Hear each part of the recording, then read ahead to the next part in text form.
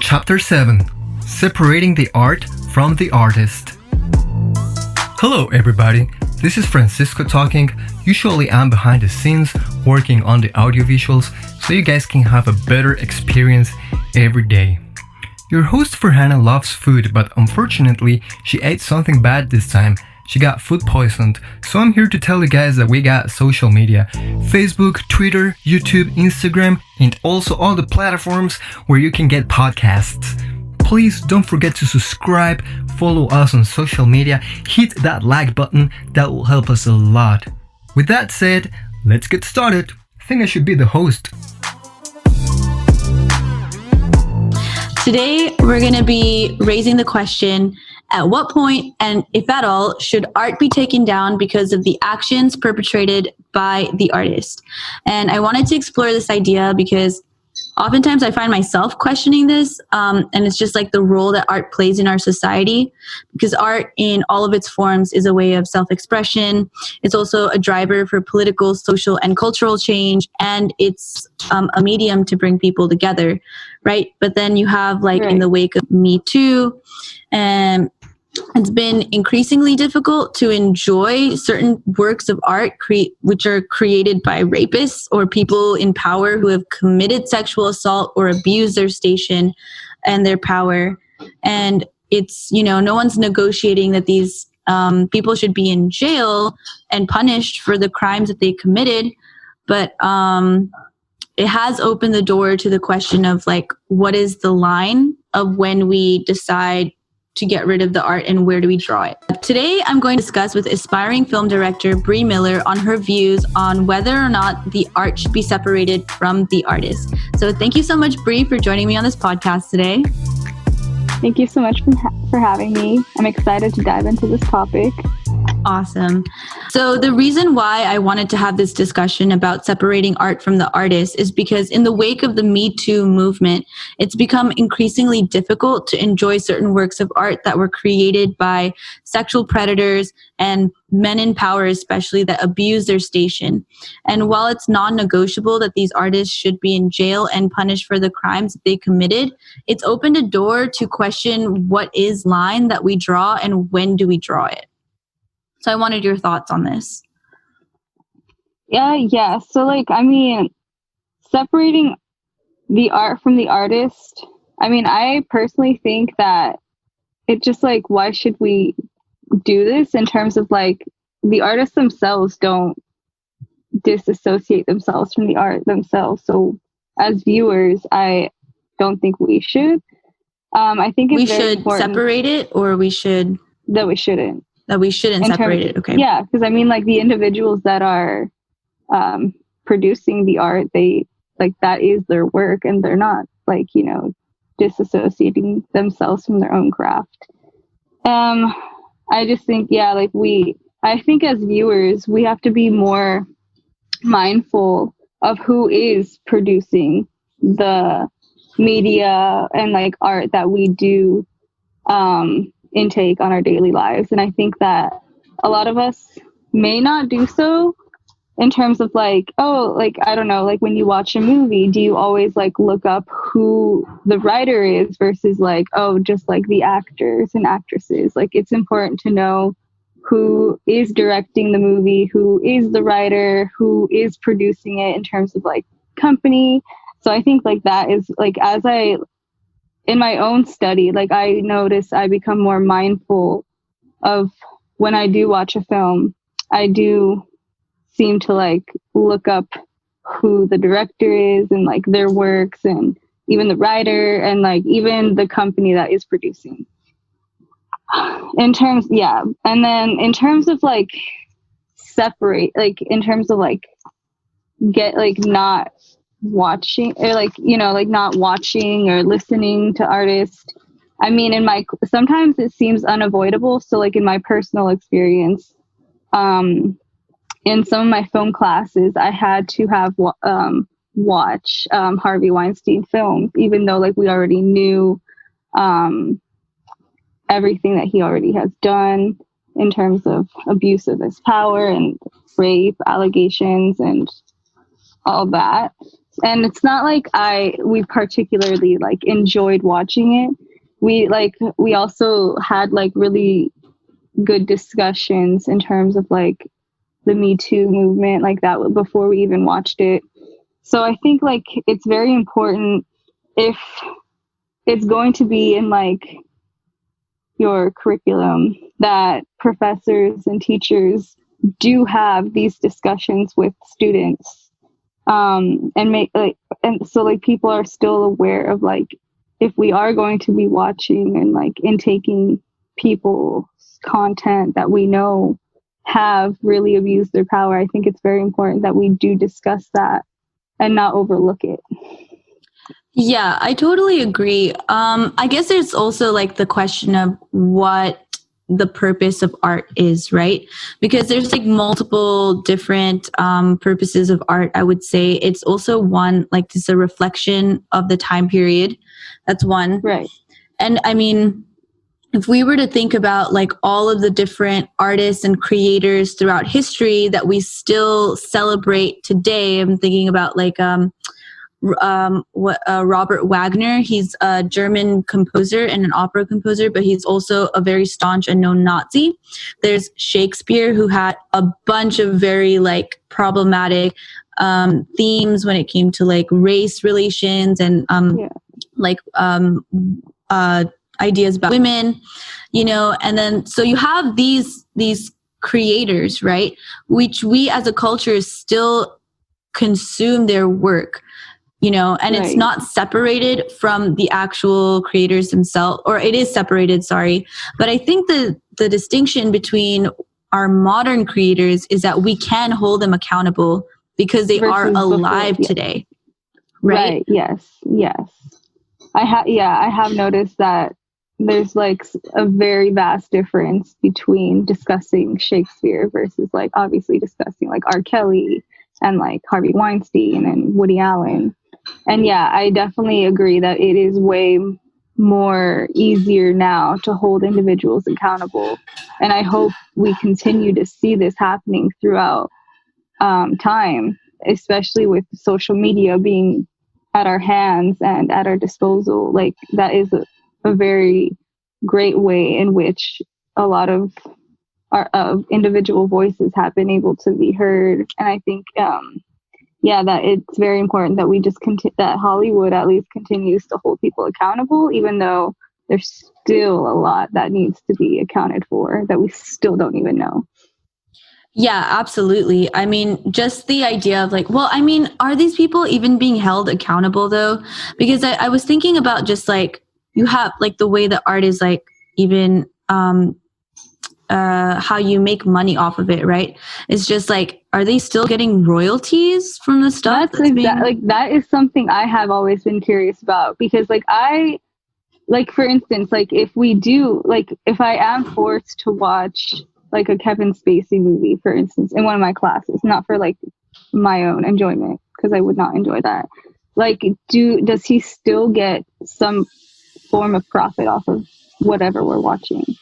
You know, like I don't know how that works, because like I personally have been curious myself as to how like that would work. Yeah, but then no, I was gonna say like I know that a lot of these people also they like, I mean, R. Kelly, he has yet to be like having any type of like court date set or anything like this. Yeah. Kevin Spacey, the same thing. Like it's not like they're even being held accountable. It's just more so like they're just blacklisted, I guess. But yeah, exactly. So they're blacklisted from performing any other or like performing and creating any other new artworks, right? But then if people still continue to consume the stuff that they have made in the past, does this give them some sort of authority or some sort of like leverage, because they do still have this like status and this power in some capacity? And if they're still earning money from this too, it's not like they're necessarily, I just don't think that the really punishment feeds the crime. Yeah. Yes, exactly. I agree with you there. Because like I personally do, like agree in terms of like you can't separate the art from the artist, in terms of like I personally am not going to watch or even enjoy or even go out of my way to watch something that I know like Kevin Spacey is in, and like that R. Kelly produced, like made, or what have you. Like, because like I personally don't think that like that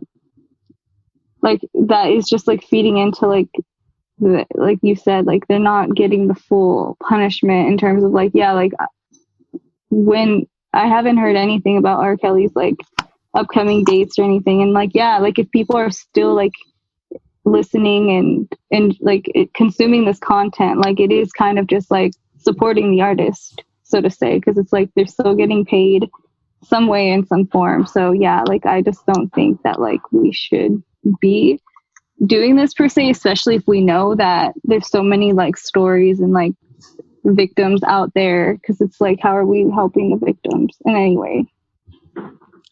Yeah. I mean, yeah, so there's like that part too, where it's like you're intended to uplift the victims, but I did read an article which I found had a very compelling point, and it's one of the well, this is something that Woody Allen actually states too, and it's not just Woody Allen, but there's like many artists have stated like, you know, it's warning against taking their works as a reflection of who they are.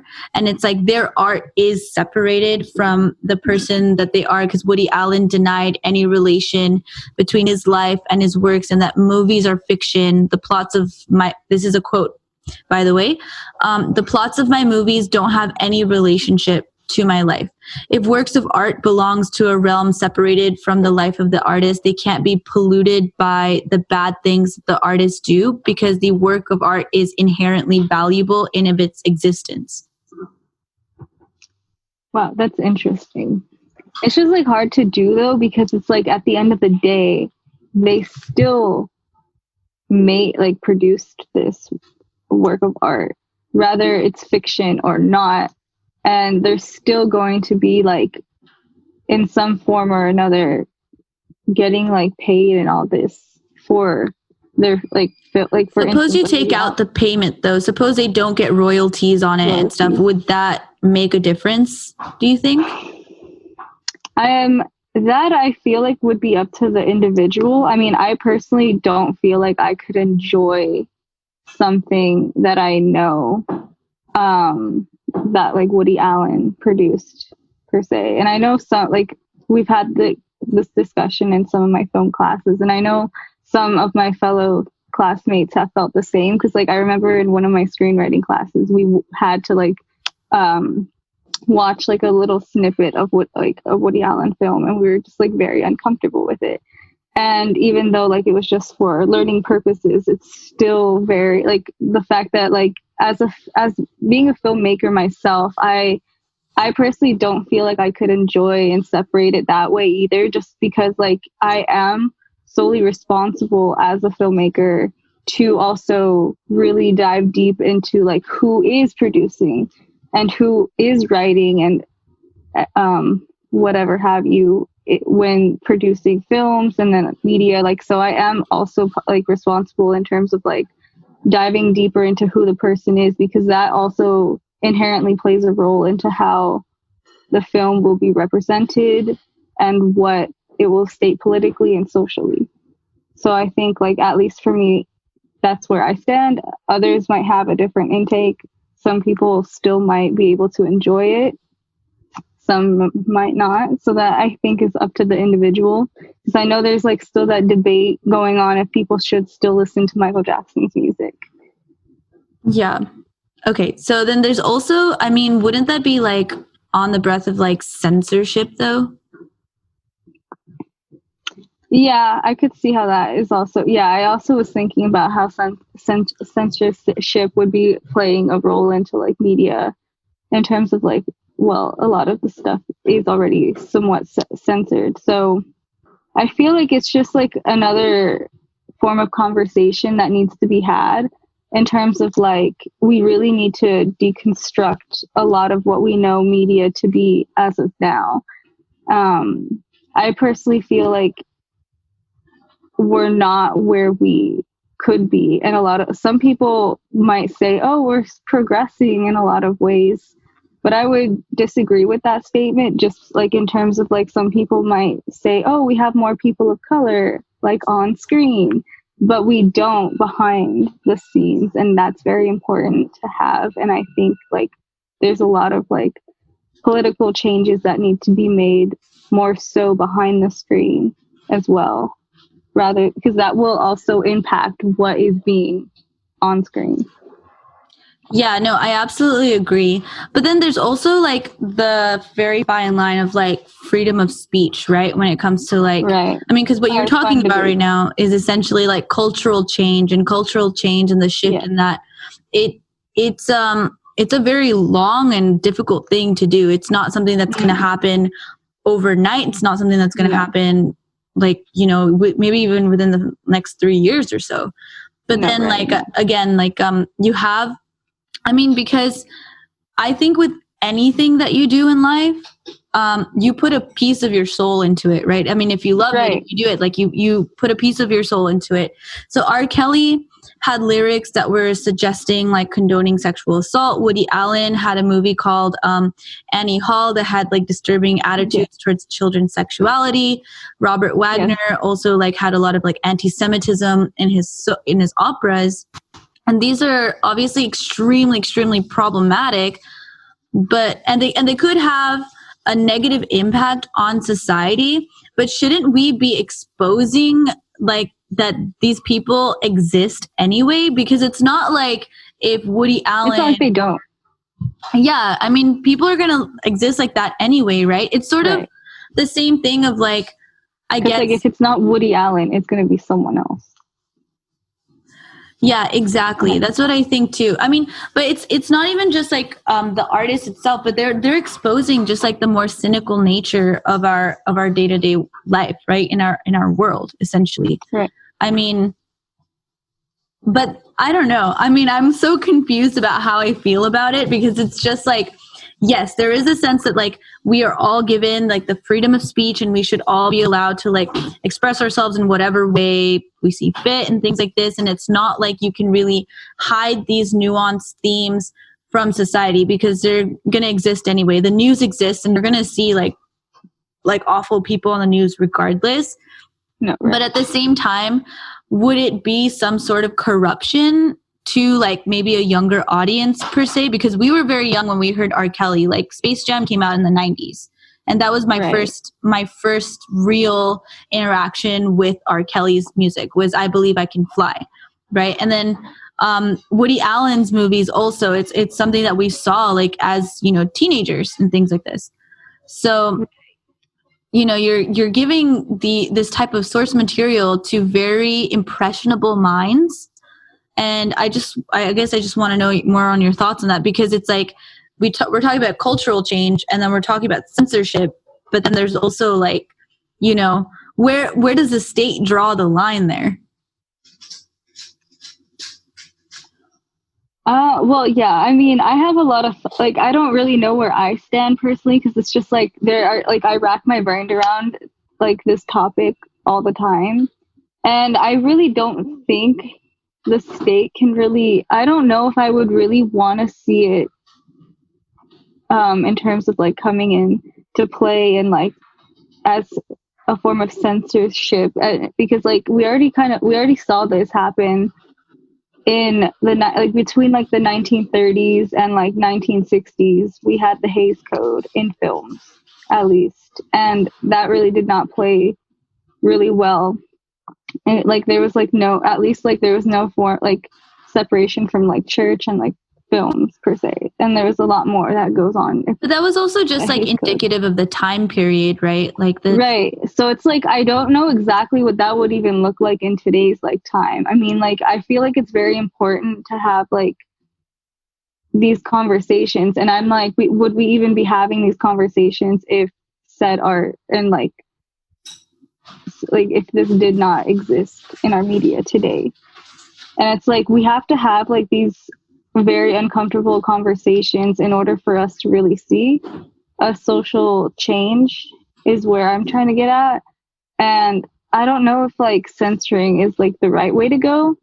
I just would like to see more people, I guess, really being held accountable, which we haven't really seen, as we talked about earlier, in terms of really, like, you know, being in jail and facing like their actual punishment that they do deserve. So it's, I guess, more so like, I guess like now we're just like kind of playing it out in terms of like exposing these individuals. That's what I really see happening. It's just more so exposing and having these conversations.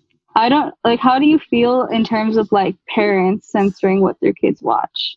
Because like, at least for me, I wasn't really censored in terms of like what I watched as a kid. I don't know if it was like different for you, because like I was just like watching whatever. My family is super like religious and very Asian too, so it's like they're very conservative. And so yes, I wasn't allowed to listen to rap or hip hop growing up. I wasn't allowed to watch any movies about like sexual movies or anything like that, you know? So I don't know if it changed anything necessarily. I don't know if like, because I have a lot of friends like you, for example, too, it's like that have been exposed to these types of films and these types of art content right from a young age. And I don't know if it necessarily changed like either one of our perspectives.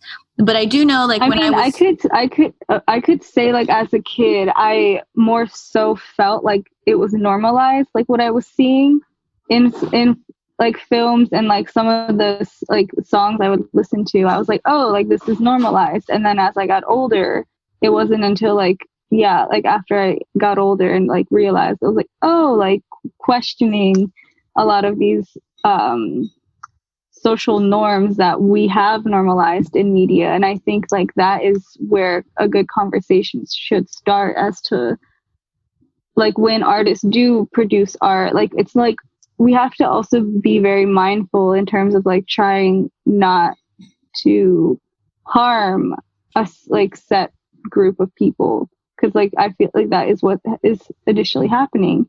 And I don't know, it's such a like a steep slope that you can go down on, though, because it's just like you're essentially trying to achieve a moral goal in an arena where there's a lot of these artists are encouraged by the complicity of others, for one, because it's not like the Weinsteins of the world did it on their own. Like they had people that were ignoring it or turning a blind eye to it, right? Yeah. But then on top of that, it's just like when you start to, I think when you start to censor things, like it depends on who is deciding what to censor, and that could be extremely problematic too. Right, like, exactly. Going back to my example about like now as an adult, I feel like I'm a lot more tolerant to a lot more things because I'm exposed to a lot more things. Yeah. But I remember very distinctly in high school, I had a conversation with two of my classmates who genuinely believed that I was racist because I did not think that Beyonce's or Nicki Minaj's explicit sexual behavior was appropriate to be seen, right? And because I was never allowed to actually consume that type of media because of my parents, I just had a very skewed and distorted idea of what is moral, what is ethical,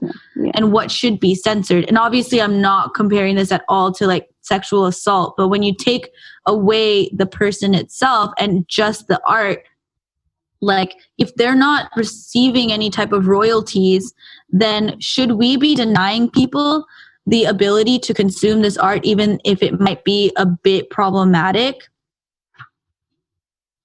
That's a very like fine line. And I don't know where I stand on that, because like like I said, like I just like go back and forth, because like I just don't know if there's like a right or like what way to approach this, you know, like where it would be beneficial and also not problematic at the same time.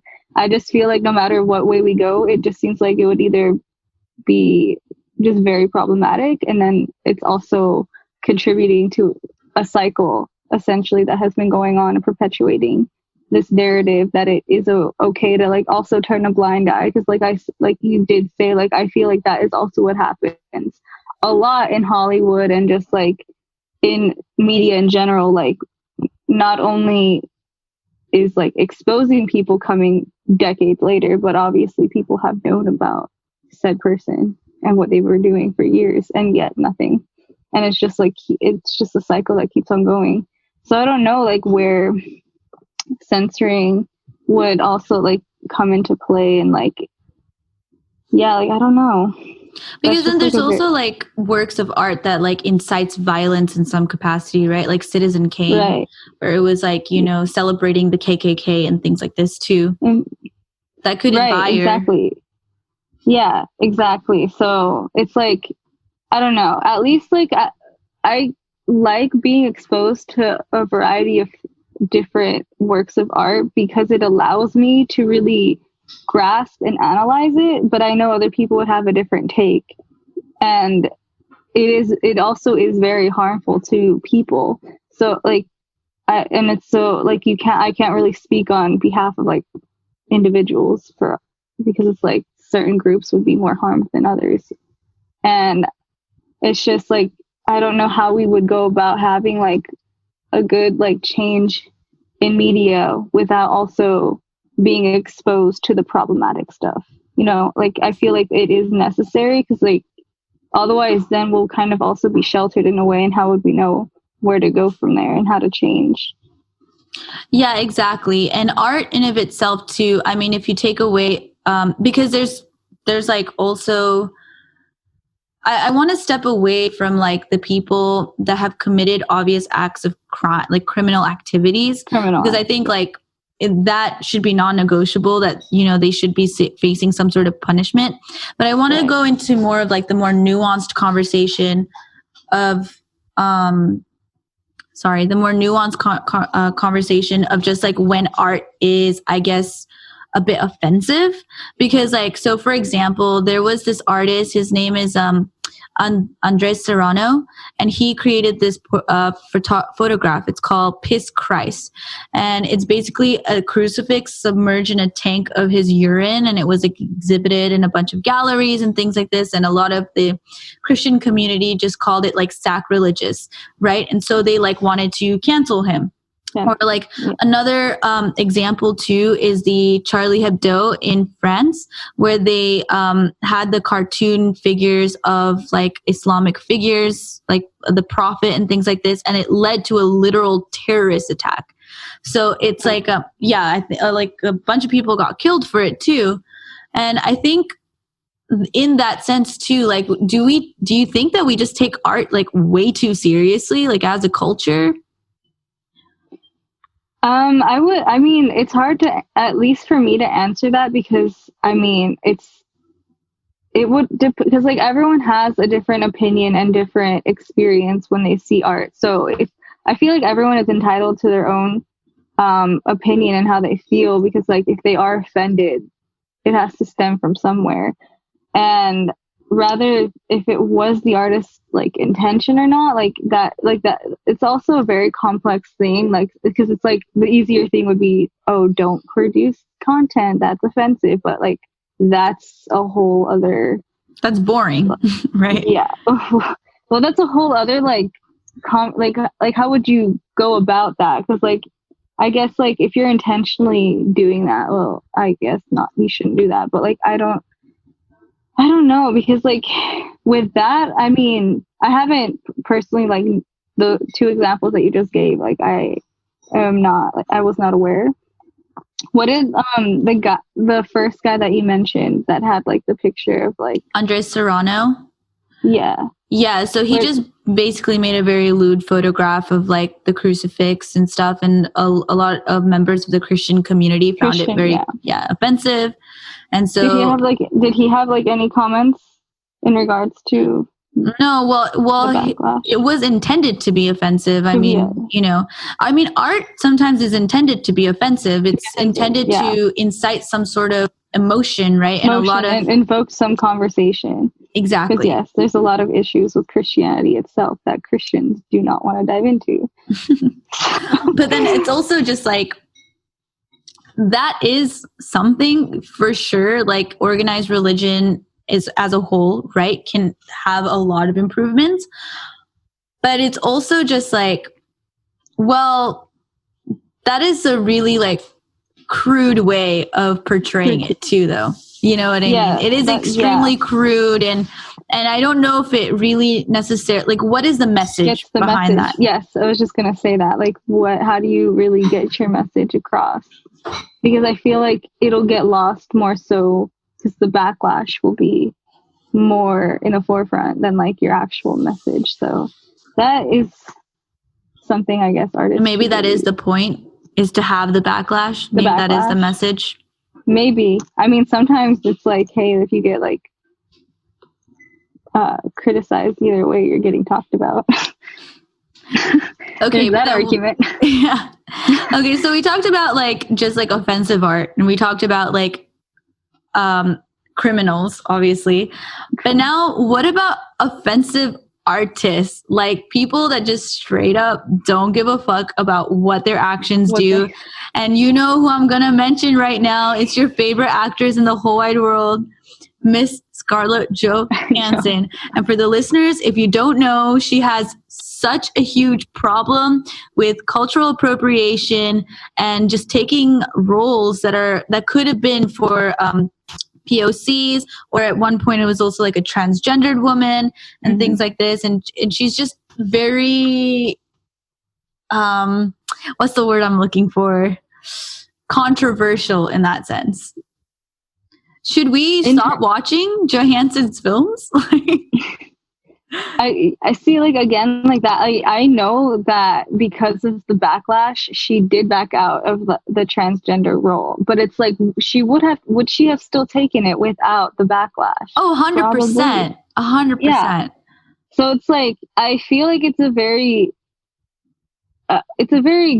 different time than what we have seen, that like what I've studied so in the past. And I'm like, I really enjoy having people like really coming forth with their voices on social media, because like, yeah, like I said, like she would definitely still have taken that role, even though it is for a transgender person. And and I'm really glad that she got enough backlash to the point where she felt necessary to back out of the role. But yeah, I like, in terms of like actors and actresses like not caring about the roles that they take, I feel like it's a good time to start being more mindful now. Like, it's not the 1950s anymore. Like, yes, it's 2020. Like, I feel like actors and actresses should be more mindful to the roles that they do decide to take.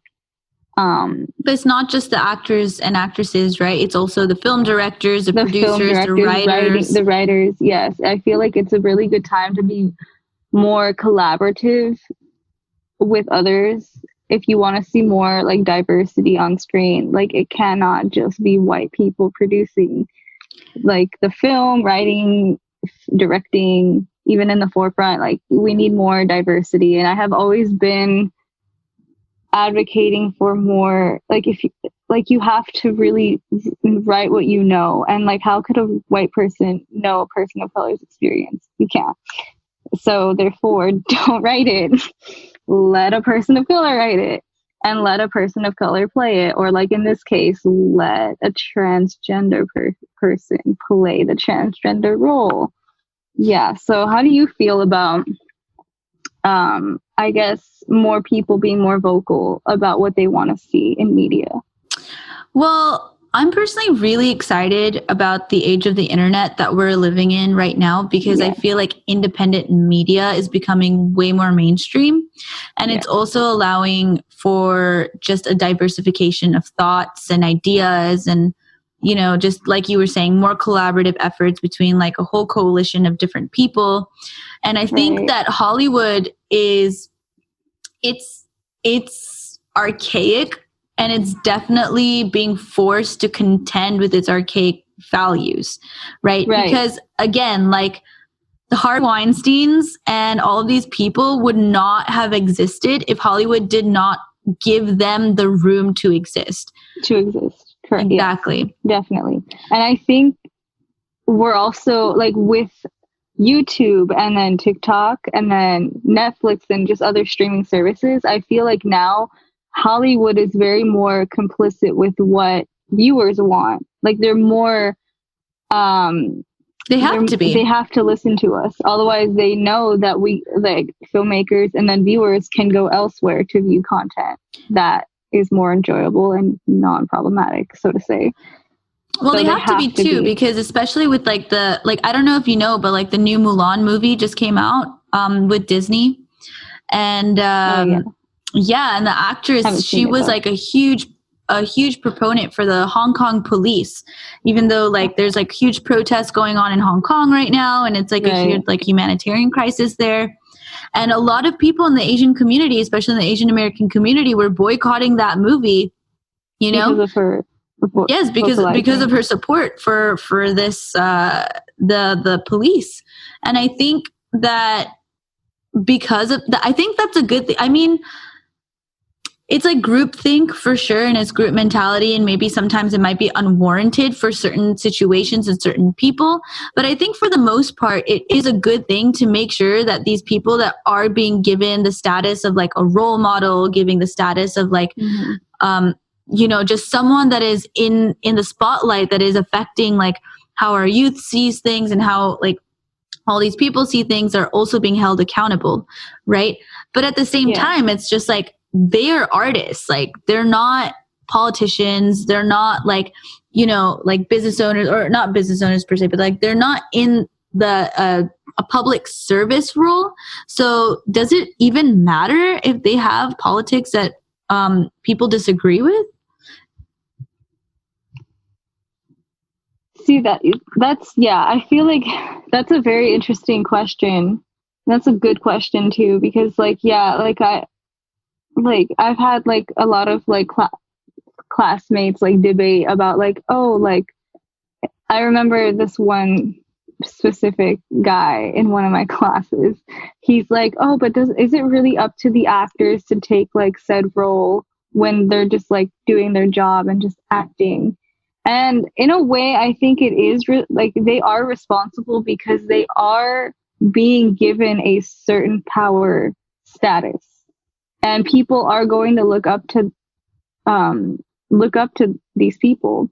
And I guess like it would, just like going to your question, I guess like it would, as far as politics, I don't know if that would be enough, but like in terms of like representation, I really believe that like actors like and actresses should be more mindful, and then even writers should be more mindful. But like I guess like going back to the point that I made earlier, as viewers, it is like important.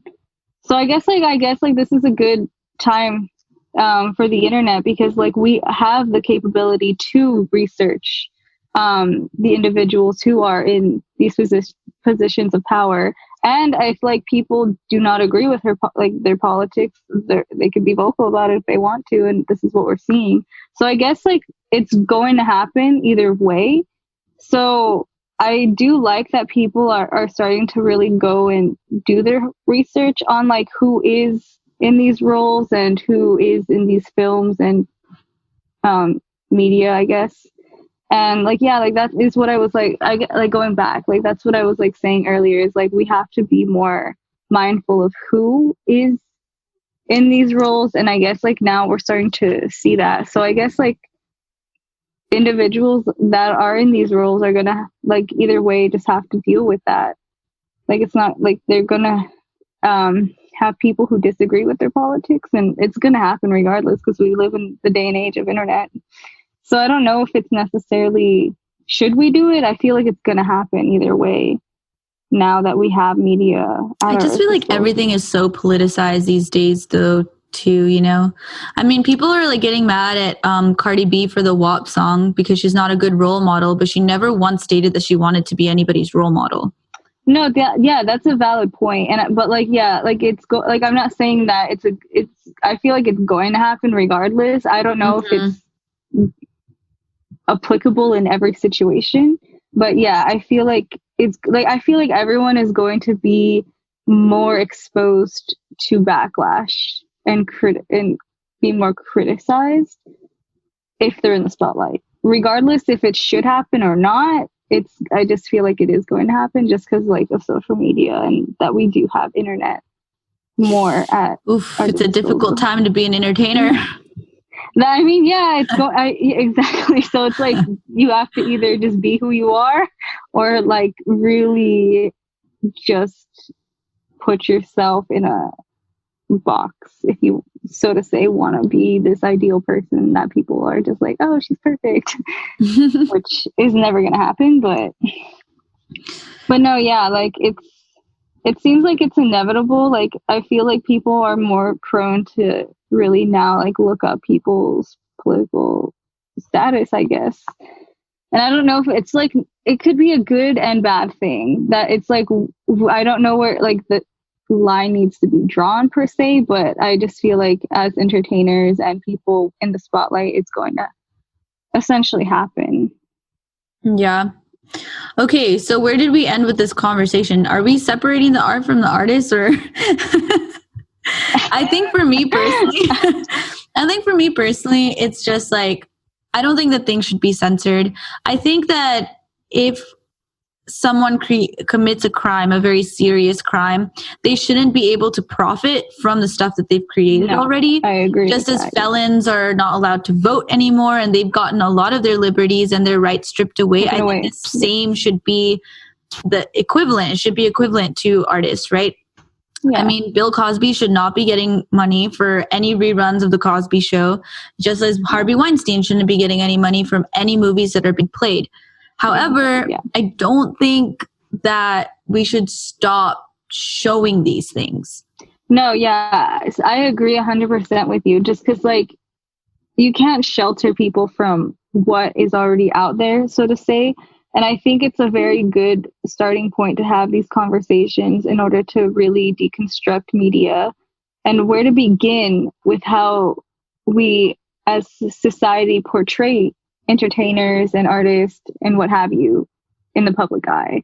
That is something that has been debatable for like since Hollywood has been established in the star system.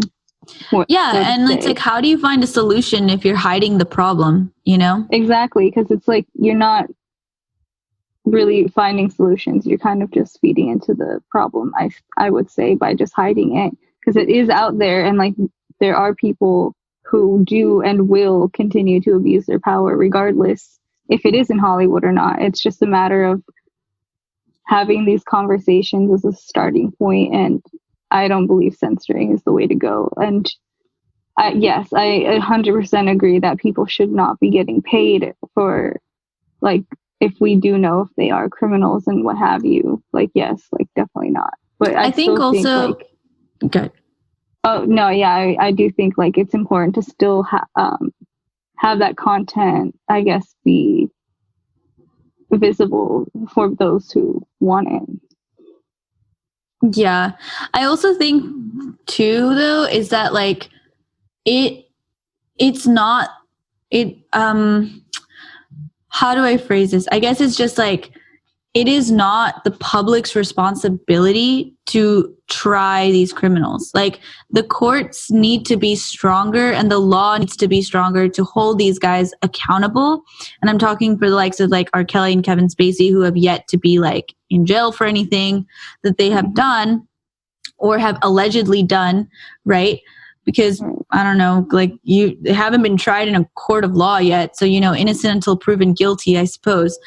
But let's be honest, they did it. Yeah, but I also just like, again, it's just like, it sucks. It sucks that these guys are such like abuse their power so much, but at the same time, it doesn't negate the fact that there's also a bunch of people that worked on these projects with them, like that they shouldn't also be punished because of one bad actor. No, yeah, exactly. Because I mean, yeah, because I was gonna say, like, what if there was like works of art that an artist did before any criminal activity even came to play? But like, even like sense of films, right? There's like co-stars, there's like everybody. Yeah, exactly. So like, for example, like getting rid of like all of Harvey Weinstein's films, you're also removing actors' performances. And how would we even, like, that's not fair to like the actress. Like, even like, I know Gwyneth Paltrow really worked with him, and she was even a victim of Harvey Weinstein herself.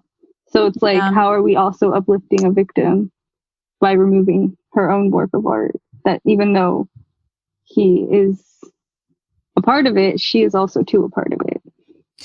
Well, thank you for joining me today, Brie. This was such a great conversation. I hope Thank it you was so much for enlightening to having me. some of the listeners over here, or maybe we just confused you guys even more. Where can people find you and find out your future works and stuff? Because this is an independent director who's going to be doing great things. Just saying. You could follow me at my Instagram, Brie, BRIE 1208. I'll be posting stuff in the future. Perfect. Thank you so much. All right. Thank you so much for having me. It's a wrap. Yo, it's Francisco again, the engineer. I just wanted to remind you guys that we got more episodes. I personally like Chapter 6, A Musical Escape, and Chapter 3, Mental Health in New Zealand. See you soon. Peace out.